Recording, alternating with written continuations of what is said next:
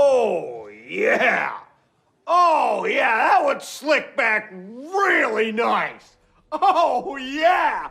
Meredith, you never told me your old grandpa used to be a huge piece of shit.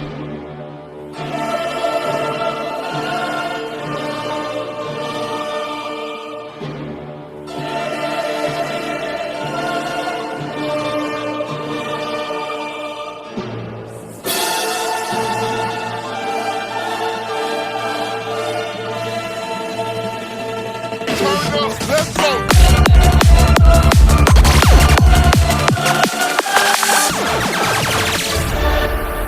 Lighting up our lives. Patio lanterns. Patio lanterns. It's Wednesday, November 22nd. This is Patio Lanterns, the podcast. Ryan, that was Michael Barbaro. Barbaro. I want to touch on serious news first before we get into our usual shenanigans. I had been hearing rumblings of a coup ongoing at OpenAI, the corporation, the business that released the well-known Chat GPT. Many of us are very familiar with Chat GPT, and apparently there was a boardroom coup, they were calling it. So I just was reading headlines, and then today I had time to listen to about 15 minutes worth of the daily to get caught up, and that's about half the episode. And apparently the board, they tried to boot what's his face out. Don't even remember his name. Sam Altman. And that's where we're at. What's his name? Yeah, that's interesting development. Sam Altman is the CEO, former CEO, current CEO thing. Yeah, it's a real clusterfuck out there, Curry. I'll tell you what. I'll give you my uneducated opinion about it. There's OpenAI, from my understanding, has this weird for-profit structure with a not-for-profit structure. And I just learned that. I don't really get how it works. Like when I first heard OpenAI a few years ago, they were not-for-profit, and then all of a sudden, lo and behold, they're profit. And it's just like, all right, that's nice and straightforward. Like, good. Elon's involved somewhere, so you know that the governance is a good structure, right? So Sam Altman, CEO, the board, they cited communication concerns. We have communications concerns with Sam, so we forced him to step down.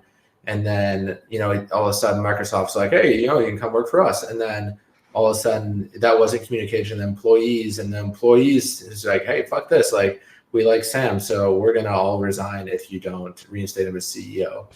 And then there was all this other bullshit. Another founder, I think, on the board stepped down because of it. And then I don't know all the intricacies, but it sounds like the word through the grapevine is that Sam Altman will be coming back.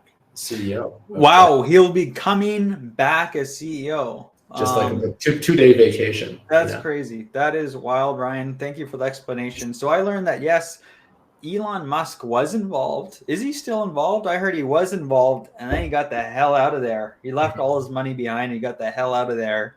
That's when they made the profit side a bolt-on. Microsoft invested, and then all of a sudden, in the last few days, there was a coup. And Ryan, you kind of spoiled it at the end because he's coming back. Altman's coming back, I hear. But I think we have a clip of what transpired, like the coup.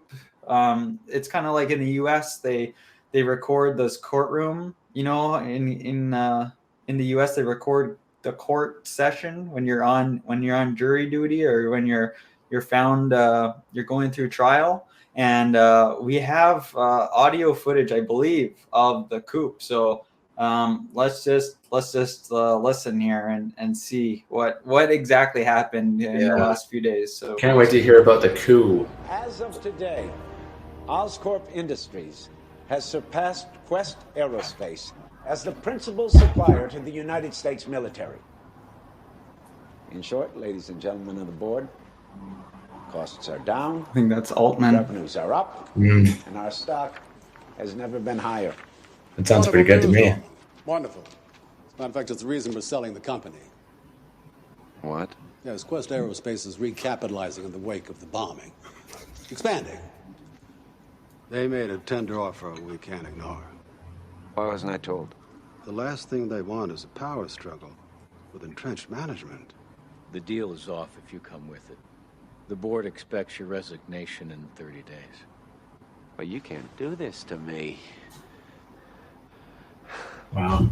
I started this company. You know how much I sacrificed? Mm, Wait, I think it goes on a little bit. Norman, the board is unanimous. We're announcing the sale after the World Unity Festival. I'm sorry. You're out, Norman. wow. That's the clip. powerful. So that was from a couple days ago, I think, in Silicon Valley. Yeah, that's very impressive that you got that clip. And just for the viewers, Norman's actually Sam Altman's middle name.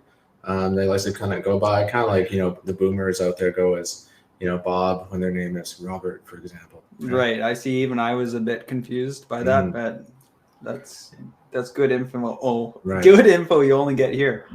Patio lanterns, baby. Yes, Good good news to- though. He was pretty fired up at the end of that, but I guess they smoothed things over. He's highly regarded in his own company, so the employees they basically fought to get him back, and he's coming back. So we saved OpenAI, folks. We did it. We did it, everyone. Just like how Kurt beat Red Dead Redemption 2. Kurt, let's get into it. We've been playing this game individually for 3 years now. And holy smokes, we could devote a whole hour to this subject. But, you beat it this weekend. I saw I did Twitch. not beat the game. Oh, you haven't beat the epilogue. The epilogue doesn't really, count. We can talk about the main story, the main campaign that you have. Okay. Well, I was thinking of talking about it a little bit, but I was thinking about holding off because I have not beat the full game. And yeah, well, we got to get into it, man. I'm ready for it now. Okay. Yeah. Hit me. All right. So I think there's going to be some spoilers here for those who haven't beat the game, but I feel like me and Kurt are stragglers at this point, 2023. So it's probably okay. Yeah. Wow. So I've been playing this game for 3 years. It was kind of a slow start to the game. Especially at the beginning, I felt like this map was just massive. Like there was just so many things you could do, or so many side quests. It was a little overwhelming at times. So I'd play it, come visit it, come back to it again. That took 3 years or so, and then just these last couple months, I really drilled down and decided to circle back and play this game. And wow, I'm glad I did, because the character development in the last few chapters, last 2 chapters of this game, maybe the best I've ever seen in a video game for character development. Arthur Morgan, he started developing tuberculosis halfway through, and that slowly kind of becomes a theme. He's coughing in these cutscenes, and he just chases down a bunch of gunmen anyways, but he's dying, and the gang is getting split up. You got this fucker named Micah who's whispering in Dutch's ear, telling him all the little dirty things that he wants to hear, and it's just causing a huge divide in the group. And yeah, the character development with Arthur was amazing. Dutch slowly turned into the villain, this whole time, and the gang got split up. But yeah, I really liked the last couple chapters. I thought I was kind of the edge of my seat, and there was a couple scenes where you're kind of just riding on your horse, and they don't usually have music with vocals on in the background, but there's a couple scenes where they do, and that really got me going. There's the end scene where, for me at least, I think it's a little different depending on if you're a good guy or a bad guy. Good or bad. I was a good guy. Wow. So I had a deer. Restraint. Yeah. there was a deer, you know, that was kind of like his symbol that you see throughout the Oh, game. okay, yeah, And I think for years it was a wolf. yeah, badass. But you know, yeah, he crawls the side of this mountainside after a big battle with Micah, and he breathes his last breath, you know, and So what that's, happens with Micah in that ending? yeah, Micah just slinks away. Oh, he just doesn't shoot him and he slinks away. Yeah, I think the part where Micah and Dutch both leave are similar. It's just the because I watched your Twitch live stream, and Yeah. that part was similar. It was just like how Arthur died was different. Like he's watching the sunset go down on a grateful universe in the good guy version. Did you have the option to? We'll get back to the overall game, but just on the ending here, did you have the option to go? You're with John Marston, and you have the option to go help him save his family, or go steal the money. Or Yeah. So I wonder what Yeah. happens if you go and choose to secure the money, because then you must be in a different location, I would think, when the game ends. Right. That's a good point because I went to go help Johnny boy. He got hit.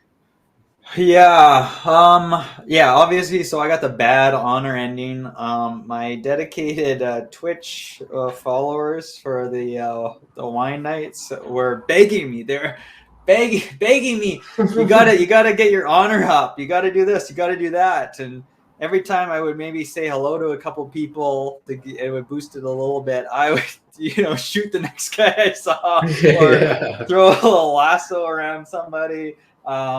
I don't You know. always were a I bit of a honestly bad don't know boy. how you got through the game with a good honor. Like Yeah. I'm just shooting everybody. I'm always getting into. Actually a lot of probably the worst. I'm just running into other people with my horse. I'm running people over. Yeah, I feel like that was a problem that I got in the most fights. Was just like I was running too fast. I was with a horse and I trampled someone who got in the way. You know, they're just moving too slow. They got places to be. The physics when you fall off your horse or the horse collapses are just hilarious. So Red Dead Redemption. So like you said, we both sound like we started it 3 years ago. I think I played it for 5 hours when I first got it, and that was probably right after Black Friday. It was in November, so I think I get most of my games these days around the Black Friday sales. And I probably played a few hours, and I don't think I actually picked it up again until this summer. So I think I almost went 3 years without touching it again. And then I picked it up for streaming and just kind of grinded my way through it. And you're right, it's a little bit overwhelming. It starts a little bit slow. I mentioned to you and others that these days it's just hard. The game is so long and so big. I got to a point pretty early on where I'm just doing main missions. I don't have time to go pick up herbs and flowers and stuff. I'm not gonna waste my time doing that.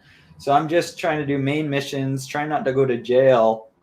And man, I don't know. I have mixed feelings. Overall, the game it's really, really well done. It's Rockstar Games, so they've made Red Dead Redemption and they made Grand Theft Auto, obviously, and so I expected an outstanding game, and the story and characters were great and everything. It just was so long. And it's probably just for me, but it was dragging a little bit. Especially I thought for sure once I did the Gorma part, it was coming to an end. And then there were 20 more missions. Yeah. They said things like one last ride, a lot. I was a similar, it was I gotta be done this fucking game pretty soon here. But yeah, I kept on going. I think the whole Guarma chapter, I'd be fine if that one didn't happen. I don't think that tropical island one added one too guy much. was saying that was one part where they intended it for it to be longer, but they had to cut a bunch of it, which happens when you're developing a game, especially something as massive as this. Yeah. And that wouldn't surprise me because it has 3 missions on it, and it's all kind of it felt rushed. I get I think maybe they would have to make it some slight rewrites, or obviously they would have to if they're not going to this island anymore. But it just, with the little amount of time you spend there, it felt like rushed, especially compared to how drawn out the rest of the game is. And it just, I didn't mind it, but it felt out of place for sure. And that is when you see, or probably leading up to it, you see kind of the downfall of Dutch and the gang. And then Micah was on that island. And when we got to the island, or before we got to the island, I knew Micah was like a rat. And then he got to the island. He's got his tarp off. He's got a big beer belly. He's whatever. I was like, this little rat, he's bad. And so actually that kind of like didn't shock me. I don't know if that was meant to be surprising or not about Micah being the rat, but the music segment, yeah. So again, like they just did a great job with the presentation, the polish on this game. So like that, I thought there was only one part at the end where they play it with the lyrics, but it's just, yeah, it's really cool and emotional. Really makes you feel like Arthur. So really cool. Like you said, I was the wolf, was my symbol. So I'm kind of curious to see if there are any other animals out there. It was sad. I wasn't as emotionally attached to the characters as I have been in other games, even though they were pretty well written and drawn out. I didn't care most of the time when people died, but by the time we got to the end, I liked Arthur, John, and Sadie quite a bit. And John was in he's the main character in the epilogue and also in Red Dead Redemption 1. But those three stood out for sure. But I don't know. It's just I think where I am right now in life, it's just dragged for me. It's just too long, and so that's my only thing. I wish it showed me the total hours spent. Some games they show me the total hours, but yeah, that would be nice. I did all the side, not all of them. I did most of the side missions, and I think there's only one section of the map that it didn't go to in like the bottom left corner. What do you mean you didn't go to? Like, don't you have to go through the whole map basically? No, man, I didn't do that. I just didn't go to this bottom left section until the epilogue. Oh, well, maybe I've missed half the map too. Then I don't know. Yeah. But yeah, people go crazy for it. I was watching your Twitch, and there's a fan. You have a fan there, and he put in this comment. He said that he had his GF cheat on him, but it's okay because he has a PS5. Yeah, what was and that? You just didn't address it. You didn't like at least. No, I did say something. You did? Yeah. Okay, because I was watching it and I saw this comment. I was like, "Oh boy, let's see what Curdy Boy does for this one." And then he just like you just don't say it. Well, like when you're on the stream, it's tough. So first you're trying to play the game, and then you're also trying to entertain viewers, and then people are coming to you with like their problems, right? So you want to be there for them. So in this situation, forget his username. It was formerly Super Skier, but now it's like YouTube official or something. And anyways, that person, he had some shocking news, and it's been a rough time for this person. Like he's been tuning into a lot of my streams. I found out like he broke his leg or he broke his femur or something skiing. And so he's been like out of action, and he would sign in and tell me how many more times he's beat Red Dead Redemption 2 while I'm still on like chapter 3. He's like, yeah, I just beat it 2 more times. But yeah, he had some shocking news about his girlfriend. I did say something, but I think I was in the zone. Also, what can I say to that?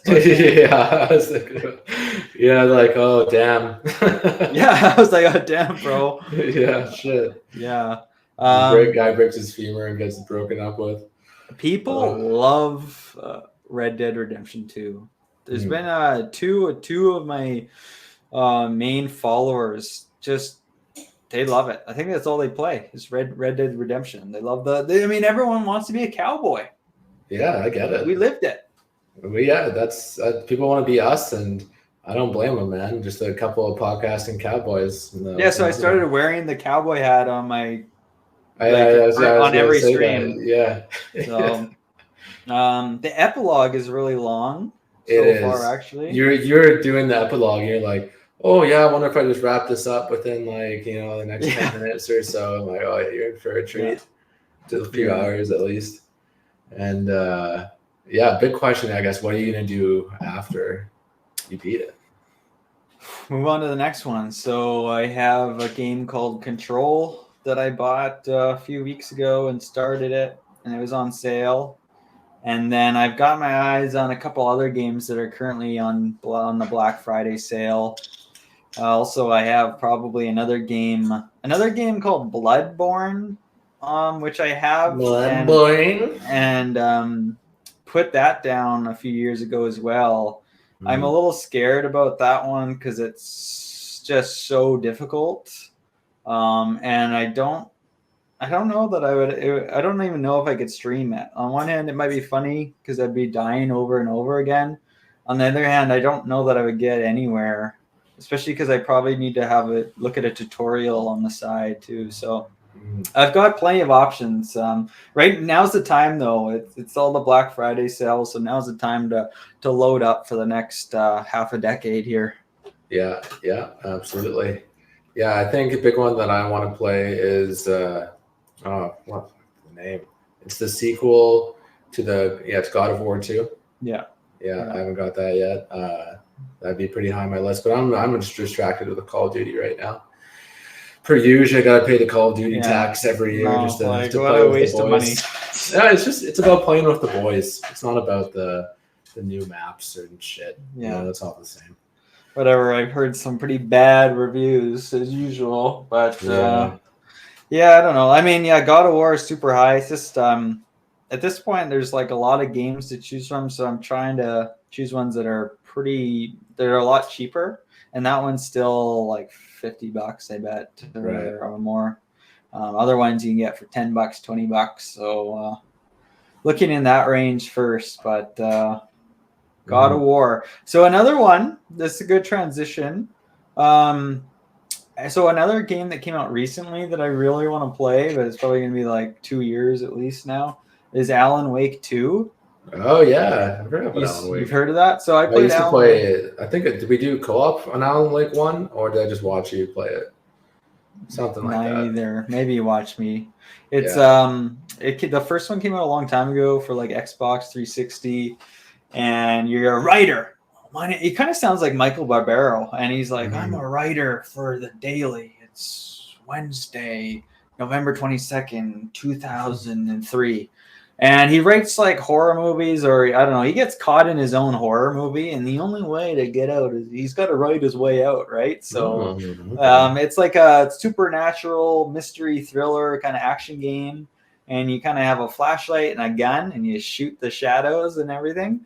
Anyways, super interesting game, but then a new sequel came out very recently. Super highly regarded, looks cool. Like I said, I don't want to pay full price for it, unfortunately, so it's going to be a while. But I've heard Alan Wake is inspired by a famous TV show called Twin Peaks. Have you heard of Twin Peaks? I think I watched the first episode.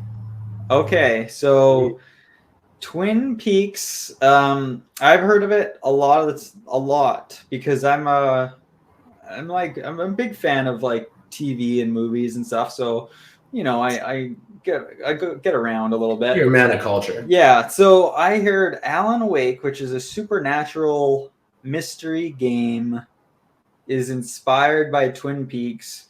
I've also heard Twin Peaks being referenced in other pop culture, and I always heard it as, especially with that Alan Wake tie-in, I always heard it was like this weird show kind of. And when I hear that, I think it's either going to be like there's going to be a supernatural twist to it, or maybe a slightly uncanny or eeriness to it. Mm. And it piqued my interest because I'm into that. And it's from the 90s, I think. And so I just started watching it 2 or 3 weeks ago. And I think there's like 3 seasons and like 2 movies or something. I don't know the whole lore, but it is not what I expected, Ryan. It is bizarre in the most bizarre way. Like I can't, like I said, when I heard about it, I thought it was going to be like slightly supernatural or what was that? And like this door behind me that we left open to increase our Wi-Fi Right. connectivity. Like I feel like I'd be watching it like Haunting a Hill House and what's that in the background? Or Yeah. there'd be sometimes you see like satire or you just see shows and there's just the weirdest thing that just happens and the characters don't address it, but it's on screen for the viewers. So like I imagine a scene where it's patio lanterns high, me and you are in the halls, and in the far background of the shot a clown like walks by and it's not addressed, it's just there for the viewers, and it's kind of left you feeling like what. But Twin Peaks has like it's just I don't even know, it's like I don't know without looking into it further, and I don't want to like go into research mode because I don't want anything spoiled at this point. I'll look into it after. But at this point, I'm like, I'm not sure what they're going for. I'm not sure if it's supposed to be like, it's like, is it a little bit supernatural? I don't know. And then like the character, it's almost like a soap opera too. Like the way the characters act and the way the writing is, it's like, it can be like super over the top, like what? Like, and it, but it's also billed as like your typical, it's billed like as a mystery show. So a high school student in the first episode turns up dead. She dead. She dead. And so the local sheriff and the FBI agent team up to figure out what's going on. But it just gets weirder and weirder. And this isn't like a beach town in Oregon, right? Or is it Washington? So yeah, let's go to the town. It's in, I don't know if they outright say, but I believe it's in Washington because they always mention Seattle and whatnot. And it's got the mountains, the forests. They talk about Canada and everything. But it's in a small town of Twin Peaks. And I think it's in Washington. And it says on the sign, they have this nice little intro, and it's like this nice little music at the beginning of each episode, and it shows the town, it shows the Twin Peaks, it shows the little mill and everything, birds chirping, and it says like population is like 51,000 people, and so it's quite small. But I'm thinking, Penticton, Penn City here is like a population of 35,000, but on Twin Peaks, they make it seem like it's your stereotypical small town. Like there's one diner, there's one school, everyone knows each other, everyone's like meets for coffee. I'm in Penticton. What are there, like 20 cafes, 4 schools, like, and it's a smaller population. So I'm like, okay, I think it's a little off, but the characters are great. So back to the weirdness, like some of the characters, the FBI agent Cooper, he is delightful. He is very weird. He's kind of got that Jackson energy a little bit. He's kind of like amazed by like very simple things. Like he's like, wow, this is the best coffee in the world. Like when he's staying in a hotel because he's from the big city and he's in here to investigate the local case, and he gets hooked up at the Northern Hotel, and he's like, wow, that's the best breakfast I ever had. He takes a sip of coffee. He's like, oh, that is amazing. Like he's kind of got this like this enthusiastic energy to him in every scene. So he's a real delight to watch on screen. There's the one-armed man is a character. There's the lady with a log who always carries a log around and talks to the log and says to talk to the log, and the log's talking, like weirdness. There's a lady with an eye patch. There's Big Ed. The high schoolers. So it's a high schooler that gets killed, murdered, supposedly in the first episode. And I know this is an old show, and they still do this these days a little bit. But you know the thing with high school shows is they often hire older actors to play them. Yeah, like people like us. Yeah, so they're like clearly like us. They're like 30 or whatever. And but the thing is, they're still playing high schoolers. And man, do they ever like really sexualize these high schoolers, especially the girls? I think like there's so many like men that are creeping on these high school girls, and even like implying having sex with them, or like and things like that. It's kind of like it's bored. It's kind of creepy. They don't really.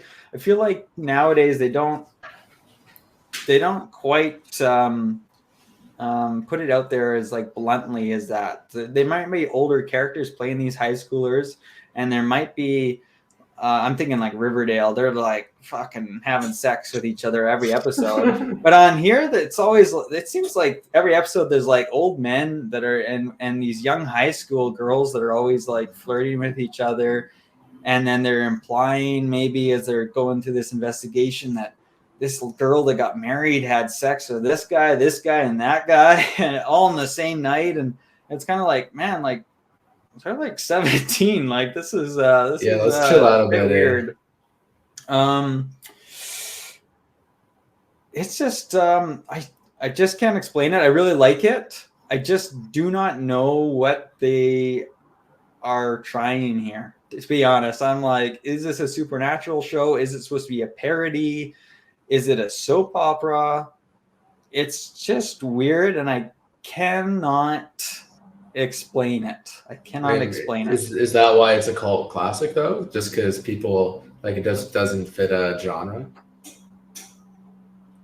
That's what I'm trying to find out. And like I said, I haven't really looked into it online because I kind of want to see how this plays out on my own. But afterwards, I might like look into it and read a couple things and be like, it might be eye-opening. I'll be like, it's all a joke or whatever. Oh. But for now, I'm kind of like I don't. It's not like supernatural. It's not quite eerie. It's not even really that uncanny. It's just like there's always something like it's almost like it's uncanny, but it's not. There's like always something like slightly bizarre or off happening, or how the characters act, and I just can't put my finger on it. Yeah, maybe I'll try and join you. It's on Apple TV, right? Is it? Or how are you watching it? I cannot. I cannot comment on that. Oh, okay. Say less. Yeah, you can send me the link later. Before we get going, sorry, Ryan, were you going to finish off on Twin Peaks there? No further comment. Okay. Before we get going, because we've gone now half an hour in, I do want to highlight one of our top sponsors for Patio Lanterns, the podcast. So one of our top sponsors that came on board recently is J. Benedict Cleaning Services. They're based out of Kelowna, British Columbia. Ryan, you're also based out of Kelowna. We love what the Benedicts are doing there. They have an Instagram page that you guys should check out, jbenedictcleaningservices.ca. Quite the mouthful, I must say. Like that's tough. That's like tongue twister.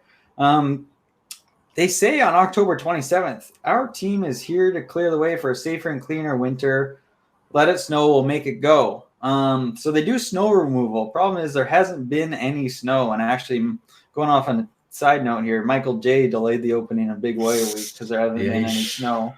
But, J. Benedict Cleaning Services, they do parkade cleaning, retail store cleaning. They have no biases or agendas. They do winery cleaning. Like, it doesn't matter what your business is, they'll clean it. A clean gym. There's people in this person's home cleaning their rug and cleaning like above their fireplace, carpet cleaning. I think they do like even maybe window cleaning. They've got Scrabble. Is this Scrabble? They've got Scrabble. You can't really see. And J. Benedict Cleaning Services. So reach out to them for your cleaning needs. Sure will, Kurt. Sure will. Yeah, they're a hell of a cleaning service. Their phone number, if you need to contact, is 250-409-9299, or you can find them on Instagram. Tell them the code Patio Lanterns for 15% off your first cleaning service as a new customer. I feel like that'd be a really good single guy move, just like single guy energy, to have a cleaner come to your apartment like every couple of weeks. Like, you just can't be bothered. It's just like that single guy life, right? If you got, you don't do it. No, that's something I could consider, because I like a clean place, but usually I keep it fairly clean myself. I get bogged down with podcasting and whatnot sometimes, so things kind of get left out there. But it's not a bad idea. I'd be interested for sure. So, I might be calling Jay Benedict and giving him a little Patio Lanterns for 15% off cleaning my apartment for the first time. Right? Yeah, that's good. That's pretty good. Give yourself the old deal. Yeah. I don't know if they'll let us, but we'll see, guys. We'll see. What do you got for me, Ryan? Let's hear from you. Yeah, I just want to, living that single guy lifestyle. I got the fucking, nothing says you're single like beer can chicken, You got this chicken, fucking throw it on a beer can with some spices, throw it in the oven. That's a single man lifestyle. You got this bean dish going. I can only just assume it's like chili. You got like a chili going, Not cool. even. Not even chili, just beans and wieners. The fuck? You've never had beans and wieners? No. Is it in the same can, or is it like two? No, it's like separate. Like you put a can of we're talking I don't know, what are they called? The bean I don't know, what are they called? The beans and molasses. It sounds like you have a huge shit after that. Like, not gonna lie, like beans and wieners, just golfing that. I mean, there's a reason we opened the door tonight. That's true. That beer can chicken, I don't think I've ever done a beer can chicken. Yeah, I poured beer on other things, but not chicken, I don't think. Yeah, it's a good life. So let's see how that turns out. Single guy life updates.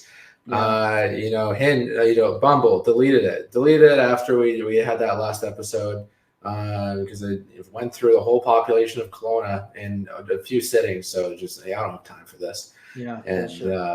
Bullshit, chicken shit.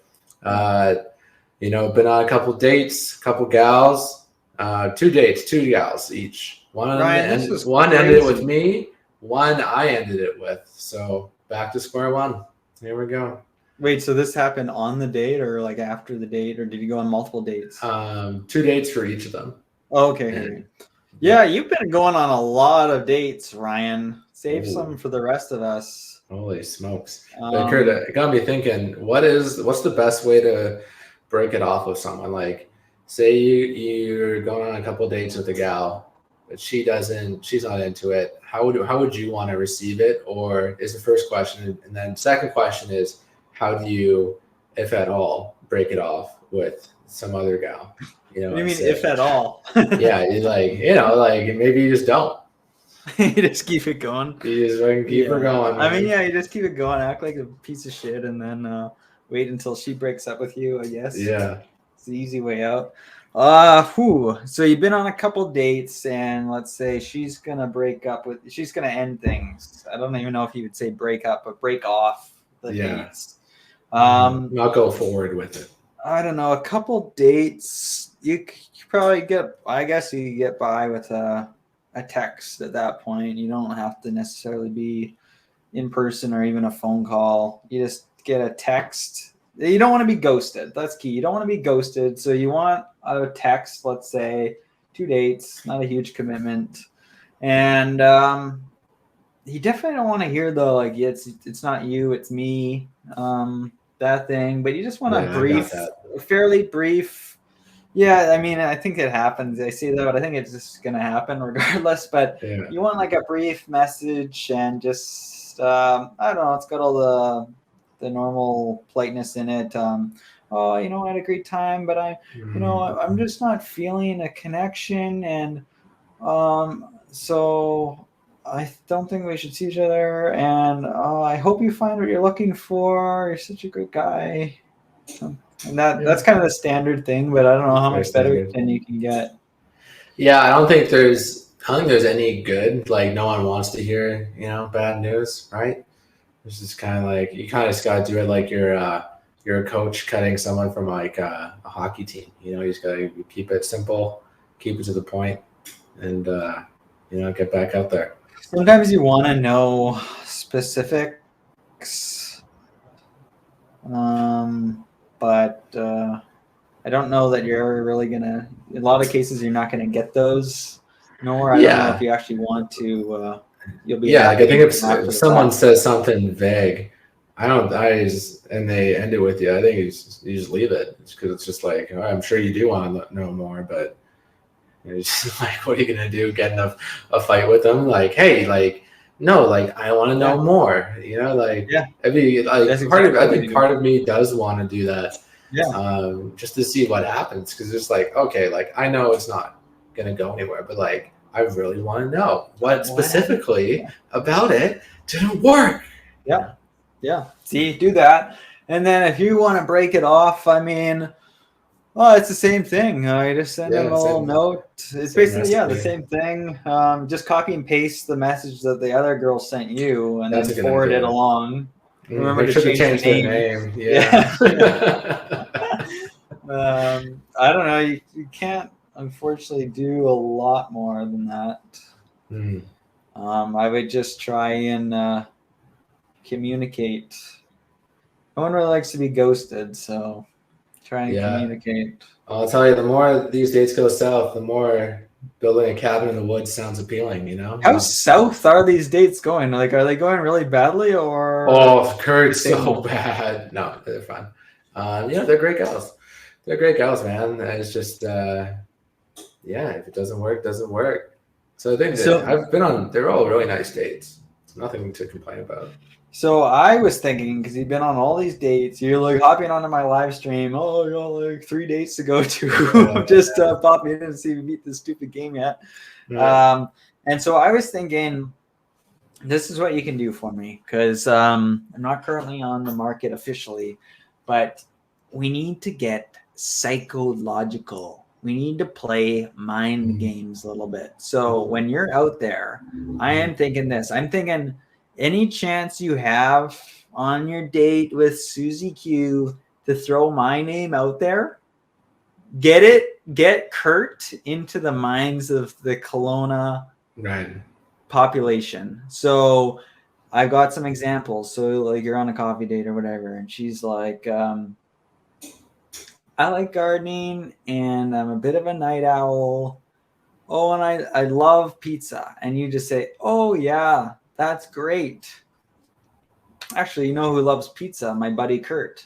And then you just move on though. You kind of don't linger on it. You just kind of keep it going. Or you say like, you're saying, oh, in the winter I ski lots. Actually, my good buddy Kurt. And maybe a pause for dramatic, like just to let it sit. And I will be skiing a lot this winter. So just, maybe once or twice each date, you just put it out there. And all of a sudden, I'm going to go to Kelowna and everyone's going to have Kurt on their mind and they're not going to know why, right? Yeah. All right. They know what you look like, though. But once I'll start going to coffee shops and they'll be like, Kurt, your order's up. Everyone's going to turn their heads. Or just we're out maybe. Kurt! We're out at Vice and Virtue or whatever, and I get you to make sure you address me by my name, and someone from the other table's like, they see him stand up in the background and sounds hot. Yeah, I think that's a fair thing, because they're already primed for you actually, because I have a cowboy pick in the profile. You have a twosome. Yeah, you are included. Thanks for letting me know after. Yeah. So I was wondering actually. So you did put one? No, I don't respect your privacy at all. Yeah. So so I guess I got my answer. I was always wondered that too. What is your policy if you're posting photos with other people in them? Do you always just let them blow, let them, don't cover them up at all, or do you crop them out, or do you move the picture to one side so it's only you in there, or do you put an emoji on them? Yeah. Or do you let anyone know beforehand?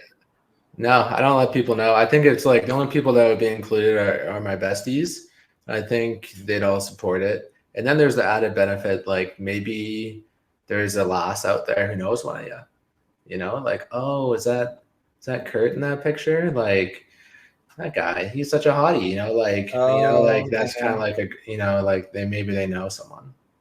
Not that Yeah, there's but many pictures. I think there's only 2 pictures out of 6 that include other people. yeah. Yeah, you want to highlight yourself. Yeah, you gotta do it, but there's also the cheerleader effect. You get those good looking guys in there with you, and then you're just kind of you look a little hot at yourself.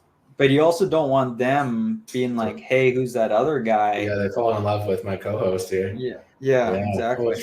talk about love So, triangle. so more on the dating. There's been a significant. I'll just be out and say it blunt, is because I'm not actually a partner on Patio Date, but there's been a significant Patio Date delay, and the consumers are not happy. They're none too pleased. Yeah. And I am thinking now at this point, personally, I was gonna do you a favor and hop on Patio Date just to get it up and running. But I might have to delay my entry altogether back into the market until next year, because I'm looking at the calendar. It's November 22nd. People have had Christmas lights up October 22nd. And if there's one thing I've learned, you've got to time the market. So girls are a lot like stocks. They go up and they go down, and you got to get in at the right time, and you want to get out at the right time, or else you might get caught holding the bag. And around Christmas, like, people are with their families, they're busy, they got caroling to do, they're getting presents, they're too busy, and people are like just there temporarily, so they're like, what? Like, I'm not even checking this thing while I'm out of town, because I'm actually should be in Victoria going to school. I'm just here for the holidays. So I'm just thinking, like, what, with Patio Date being delayed, who God knows when that's coming out. I might have to wait until next year now. So you hate it. You hate it. You hate the dating app. I haven't even seen it. You hate me. You hate me, is what you're saying. No, I'm just kidding. Yeah, the dating app is gonna get delayed till January. I was gonna bring that up. January. Yeah. To time with it's ready to go. But like you said, the timing isn't there right now. January, it's going to be the start of the new school semester, where most of the people on the wait list are in university. And I think that's going to be key. If I release it within this week, what do we have coming up? It's end of semester, real soon. People are traveling back home. They're busy. They're studying for finals. They don't have time. They don't have time for this shit. And then if they get in, say they find a match, they start chatting. It's that dreaded window where you have like a week or two of chatting, and then you got to go home for a month. It's like, what's the point? What's the point of even trying? So I think it's going to be moved to early January launch. It's unfortunate, but I agree with you, Kurt. Made a couple good points there, and I fully agree. I think you got to be into it. You got to time the market, and that November launch just wasn't in the cards for us, unfortunately. Yeah, it's too bad. To be honest, it needed to be out by Halloween. Yeah. And unfortunately, Google screwed you a little bit. Yeah. The timing is everything. January, as I've mentioned before, I know maybe you have a slightly different opinion. January is an absolutely miserable month. It's so awful weather. There's New Year's, but then there's no other holidays. I mean, New Year's is always a disappointment anyway. Yeah, New Year's is overhyped. Last January, I was sober, which was not worth it. There's really everyone like the high of the holidays, like leading up to the holidays. Like I don't have my Christmas lights on yet. I'm a December 1st kind of guy. Other people do. The point is, there's a huge lead up to the holidays, and then the holidays itself is a big high, and then you hit January, and you just look out, and everything's gray and shitty, and you're kind of like, why am I here? Yeah, and people are so horny. Like it's it's cold out, and like you said, they're bored. they're And that's bored. bad. No, that's good. It's good for the dating app. It's good for the dating app. Yeah. Yeah. No, just in general, man. People are so horny. It's cold. It's cold outside. It's like their attention. They need something to fill the void in their life after Christmas and the holidays, right? So I think that'll work out nicely. I think. Yeah, let's get the Lantern Knights to put my name out there. The whole psychological thing, like we discussed. So, even if you don't know a Kurt or you don't see me or know me personally, just when you're out and about in the middle of a sentence, just Kurt, and we'll start spreading that around. You mentioned the cold weather, Ryan. So actually there's a couple things here. So we're coming to the end of November, no nut November, no shave November. I've got the no shave November going on. You got the mustache. You had the big caterpillar mustache, but now you've kind of got a little beard. So let's go. How are you feeling? Yeah, I'll give you a close up here. I might have to donate just on behalf of you. Yeah, for men's feeling good. Mental health. Feeling strong. The mustache on the turtleneck generates a lot of power. I was thinking we're gonna do Rod's. We're gonna go over for dinner at our friend Rod's around the holidays, like we usually do every single year. Yeah. And it sounds like it might be more than just the two of us this year, which is great. Oh. I'm thinking of seeing if everyone has turtlenecks. We should all wear turtlenecks. Yeah, I love matching outfits for the boys. It gets everyone going. Absolutely. Yeah. I'm new to the turtleneck thing. I don't know if I never thought I had the head for it, but I think the mustache kind of ties it in. Oh, the mustache that could be key because there's the bald guy at work, Derek, who I mentioned before, and he gave you some shaving tips for your skull. Yeah, and he says he cannot do turtlenecks. It just doesn't work with his head shape or his neck or whatever. I feel like without this mustache, it look like a floating egg, Like so he doesn't have the mustache. Right. Yeah. Eggman or maybe what's up, Eggman? I think Eggman or whatever from Dr. Robotnik, whatever, has from Sonic has a mustache. So, but it's turtleneck season, man. I love turtlenecks. I'm getting into the winter apparel here, and so I'm picking out an outfit each day, and I'm like, man, I got a lot of turtlenecks. I got enough for the week.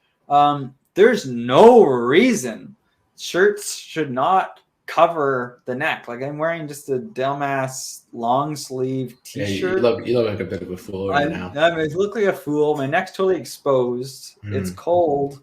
There's no excuse not to have like every shirt be a turtleneck. Yeah, there's a evolutionary perspective here too. With your neck exposed like that, your enemies are likely gonna come for you as well. Like women will think you're not prepared to protect or defend them. Yeah, for sure. Why'd you lean in like that? I'm just I like to try different distances, just to emphasize different points. But I love those evolutionary psychology guys. They'll find a reason just to be an absolute dog. From an evolutionary psychology perspective, it made a lot of sense to fuck chicks in high school, like Twin Peaks and stuff like that. Like that's like that Twin Peaks level shit. Like people just use evolutionary psychology just to say that the stupidest shit. It doesn't make sense. It doesn't make sense. Man, Twin Peaks, they have this lovely sheriff that works the small town. It's a small police department too. Population of 50,000 people, bigger than Penticton, but it's got like 4 cops on staff, 3 cops maybe. They always are loaded with donuts, so they are heavy into the donut stereotype. So they know what they're doing. Like that's what I mean. Like they're put donuts as a focal point of like every episode, but the show knows what it's doing. I just don't know what the show's doing. You know what I mean? Like they're just like I'm just every scene I'm kind of like, but why? Like there's like an end. There's like dream sequences and hallucinations, and it's like, and then you're kind of left wondering: is there a supernatural presence, or is everyone just crazy? Anyways, we talked a lot of Twin Peaks, but going back to the cold weather, I am next exposed right now, but I'm also working on filling out my turtlenecks. So I'm cultivating mass again this winter. It's been a long time coming. So I gained another pound last week. I am gonna get big and strong because I just look. You saw me a few weeks ago on camera. I look like what's Peter Parker before Spider Bite? Yeah, Peter Parker before the Spider Bite. Yeah. Now I kind of like in a kind of average spot. You wait until January 1st when Patio date rolls out and New Year's is a disappointment and everyone's super horny and miserable. I'm gonna have to sit way back there just to fit on screen. Oh fuck yeah. I'm gonna get big. What are you weighing in at these days? 164, I think. It's pretty private information to be releasing live on the live stream, but Wow. An alpha like me isn't really afraid. Yeah, that's fair. I'm up at 185. I feel like I could be a little bit opposite and set a couple here. Getting thick out here. You're a big Eggman, aren't you? I hit 190 last winter. I was like, oh fucking Christ! Like I'm putting on the pounds here. Yeah. Hey, you just gotta watch how many beer can chickens you're in. Yeah, it's like you're destroying these beer can chickens. I'm eating, like I told you, that's why I was loading up on beans. I'm like, there's some days now, like it's funny, like because I go through these cycles a little bit. I haven't really done anything crazy in the last couple of years, but for a while I was trying to like shred those last few pounds, and I found it really difficult once you get to a certain point. And so it feels like your meals are really spread out or they're not very big portions. And now I'm doing the opposite way. And I remember it being like pretty easy to inhale food. But now it's like you're freaking just to like not even like I'm not talking about gaining like an insane amount of time or amount of weight in a short amount of time. I'm just talking about like gaining a half a pound or a pound a week. And it feels like I'm inhaling food sometimes. Like I am force feeding myself sometimes. And part of the problem is we've talked about it, I think, on the pod is I've been doing intermittent fasting for a long time now. Yeah. And I'm not great on the weekends at sticking to that. But generally I'm like, from period of 10 a.m. till 6 p.m. approximately is feeding time, Randy. So 10 o'clock hits and I just start inhaling food now. Like before it was it's not food, it's feed. You're just like a cow at the yeah, it's just a bunch of shit. Like it's not like I'm not wasting time putting something nice together. We don't peel the potatoes, peel the carrots. You just throw it on a plate or in a bowl. If it's in bowl form, that's the easiest and the best. And man, I'm just inhaling it, blah blah. And then you kind of gotta like recover. Because you think about it, 10 a.m. to 6 p.m. So 8 hours. So yeah, it's 16 hours of fasting, 8 hours of feeding time. And now you think about trying to put on weight and you're limited to 8 hours. It's tough. Like it's tough. I'm not going to lie. Like I get there and for about like I'll be at work and 10 o'clock, if I don't have a meeting, that is 10 o'clock hits, you just hear my lunch bag open and I you hear all this slop up on the plate. Like I'm on one side of it. I'm in the office, right? So I'm on one side of this divider. I almost have the whole side to myself. It's pretty quiet in there. So 10 a.m. hits, you hear zoop, and then you hear cracking open Tupperware and then plop, slurp, all these like gross sounds, just food sloshing around, put it on my plate, a shaker or whatever. And I just start inhaling. And then for about like half an hour, I do like snacks. And I'm just half an hour snacks. and then that maybe it's even an hour long by the time I get through everything. Because I mean, you also can't just freaking shove it down. It's not really healthy to like absolutely shove your meals down like insanely quick. What do you think about just like blending your food to get it down your gullet a little fast? I mean, like I like smoothies and like protein shakes and stuff, but actually blending my food, if I was really desperate, it's just I don't. All right. Sounds like that's a no. Second question: what do you think about the old concept of the protein alcoholic drinks that we had last year? I still got it in the fridge. I know, but that's why it's such a great idea, because it's like guys like me going out on Friday. I'm at your place going out on Friday because we were at a big ski day the next day, and man, like, oh Ryan, I got a shower, but you're already like 3 margaritas deep, so like you hand me a protein shake and I just took that in the shower, but I'm not the thick boy. I want it work. Yeah. I mean, if the dating app world doesn't work out, maybe I'll revisit it. Yeah, I mean, I would like to see it follow through. The last thing I have, I think, for today is we've got these. It's fall or winter. It's kind of in that weird spot. Is it fall or is it winter? When's winter solstice? Winter soleil. December 21st or 23rd. 21st. I want to say December 21st. So what does that mean? First day of winter, or so that means it's the winter solstice it's the shortest day of the year for the northern hemisphere. What's the first day of winter? It would be. Is there a first day day of the solstice? Yeah. It is the same day. Wow, it's not until December 21st or 23rd. That's right. That's a ways away, and people already have their Christmas lights up. Crazy. It's fall. It's fall, and we're out of summer. It's a little bit chilly. No snow on the ground yet here. It's a little bit chilly. You go outside some days, and it's cold. You got to bundle up. You got to wear a turtleneck, maybe a windbreaker, maybe even a vest or something, maybe a toque. Like I was out the other weekend. We had those 100-mile-per-hour winds here in the Windy City, and I was out there in just like a hoodie, and I was like, man, I underdressed really.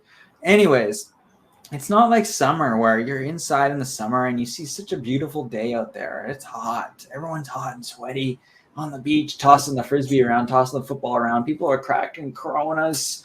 People are hiking their dogs. People are playing golf. Everyone's walking around.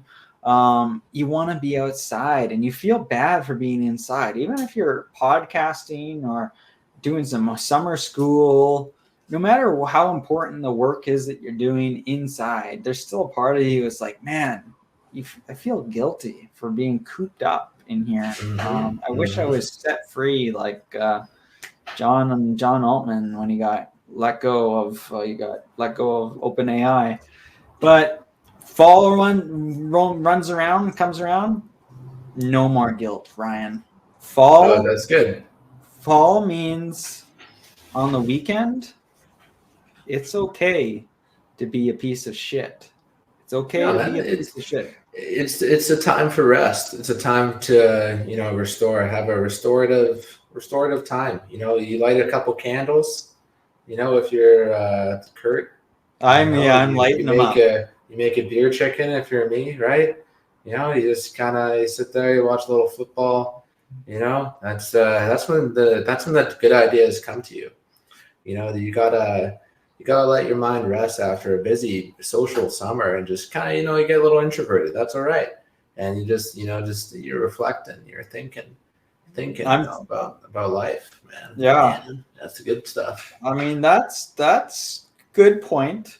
But I'm talking about you don't even need to leave your house once over the weekend. You don't even need to shower if you don't want to.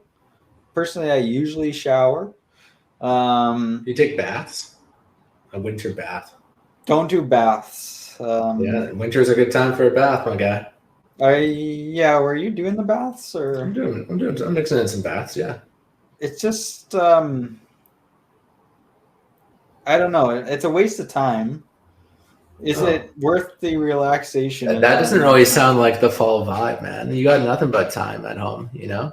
You know what I'm saying? Like, it's just nice in the evening. You know, you put on a little show on the laptop, sit in the bath. Okay, that's where. Okay, Sounds now alright. I can see it because there's more to it than just the bath. So Yeah, some people go all out bathing. You know, they got right. the salts, Epsom salts. They got Yeah, I just don't. bubbles. I think I need someone splashing around, or at the very least in there, or a jacuzzi, right? Yeah, that's all. Can you get the jacuzzi on your patio? Or like if you go outside your fenced patio, can you just throw a jacuzzi on there? Because you got all I the don't know. square footage that's left unused. I That you don't just don't. exactly know.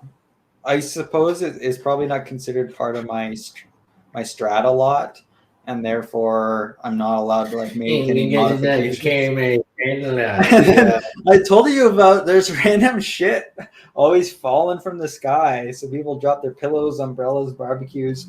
I got a jacuzzi in there. I'm gonna go over the next day and there's gonna be a bunch of crap on it. Or God forbid I'm in the jacuzzi, someone tosses their tomato plant over or whatever. Like like you need to extend you need to extend all of them almost, or extend my roof there on my deck. Yeah, man. I was in that November up on the 6th floor, just eating old tomato plants over the edge. You know, it's like we don't have a green bin, right? So just toss it. Yeah, well, this stuff just kind of falls over sometimes too. Yeah. But yeah, Ryan, I'm glad you. I'll take it as agreements. You can. It's okay, just to just to just be lazy. Do whatever you want. Yeah. You want to relax in the bath. You want to meditate, medicate. You want to be a piece of shit. That's okay. Sometimes I just sit around the whole weekend and I'm proud of it. Fucking rights, man. Fucking rights.